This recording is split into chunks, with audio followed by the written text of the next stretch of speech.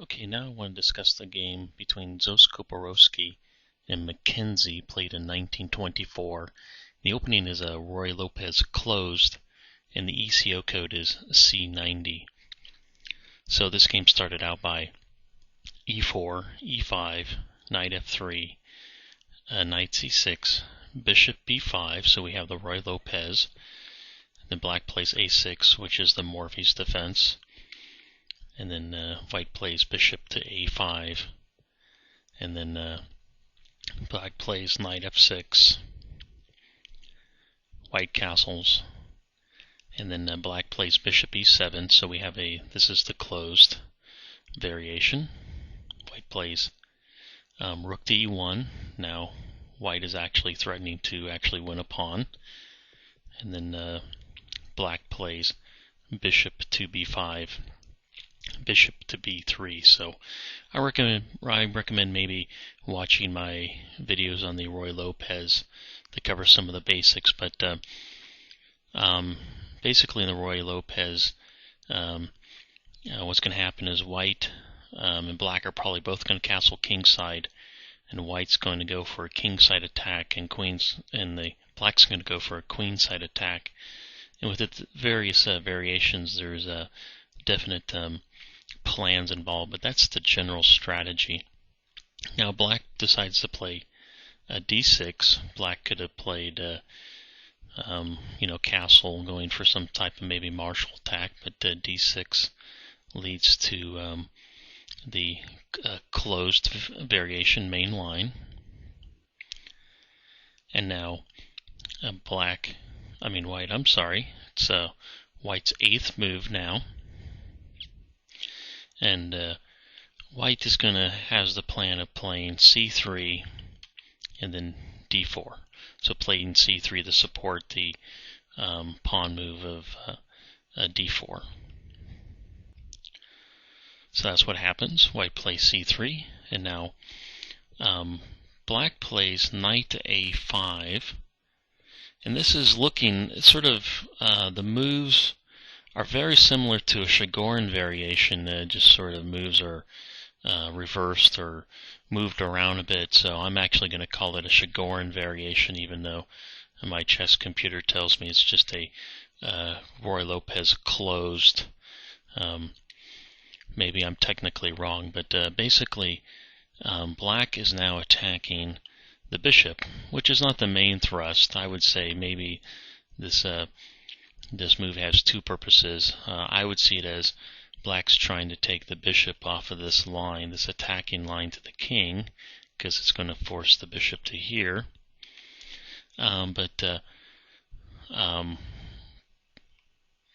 Black plans on playing C5, but it couldn't do that with the knight there. So the benefit is the bishop moves away and black gets to play C5. The downfall for black is the knight is now on the edge of the board. So black just played its 8th move of knight to A5. Then white plays the 9th move is bishop to C2. Basically, white doesn't want to exchange the bishop for the knight. Now black plays C5, trying to take a firm grip on the D4 square. But white on its 10th move plays D4 anyways. And I'd say if you were playing black, you could be tempted now to exchange some pawns off, but it wouldn't be a wise move. For example, what happens if white decides to exchange off the pawns? Let's say black takes, takes the pawn, white takes back, black takes the pawn, and then the knight takes back. Well, if you look at this, black now actually has less center control.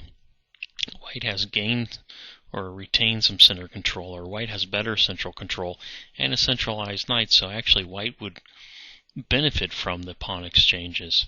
So that means as black, you don't want to exchange the pawns. So just the backup. And if you don't know, white is actually threatening to win a pawn after playing D4. So pawn takes, knight takes on the E5 square would be the sequence. So black plays queen to c7. Basically, a couple moves. It does help support the e4 square, but now the queen has influence along this line and along the c file.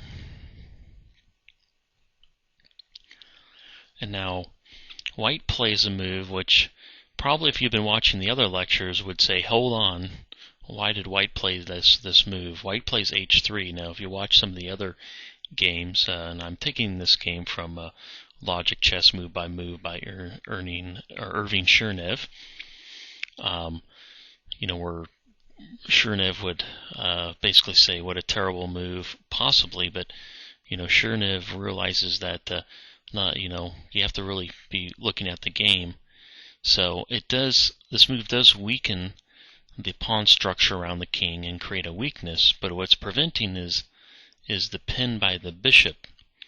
So it's preventing the bishop from moving here, pinning.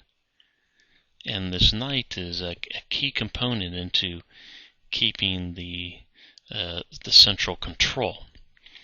And the other reason why Chernev says it's not bad is that there's no way for black to capitalize on this weakness right now. So that's the reason why this move is okay. So it's going to help solidify white's central control, and there's no immediate way that black can capitalize.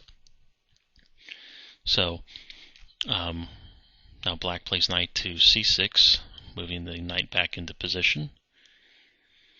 And actually, black is now threatening to win a pawn and even a piece if white makes the wrong move.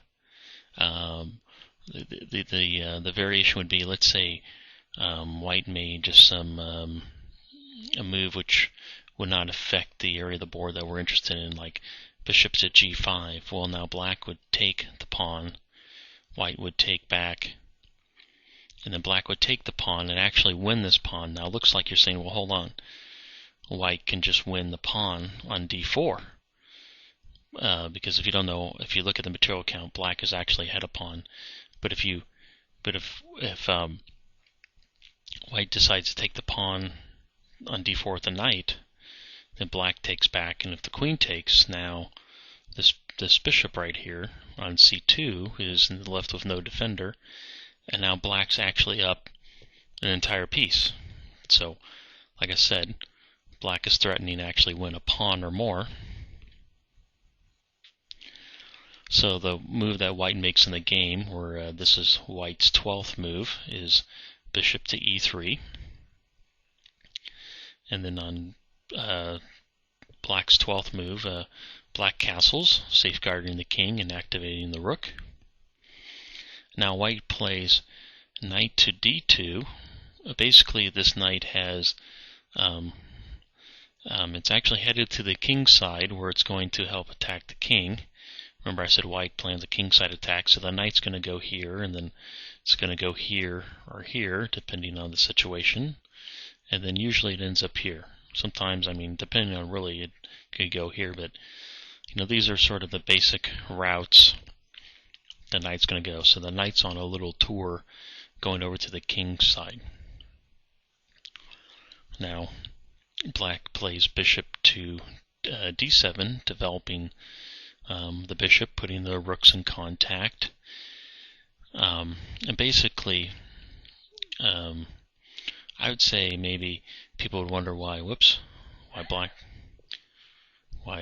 black did not play bishop to b7. Well, the main reason is that black, I'm just going to move the bishop there, is that black is planning to play this move and wants to help support it.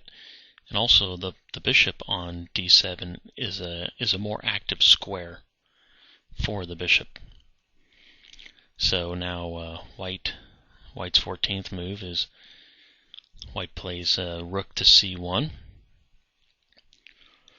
Basically, it's nice to put your rooks rather on the central files here. So rooks belong on open files, half open files, or files that are going to be open in the one that's usually open in the Roy Lopez is a C file. It's also the one the queen is sitting on. So basically, white is placing the rook on a file that is likely to be open.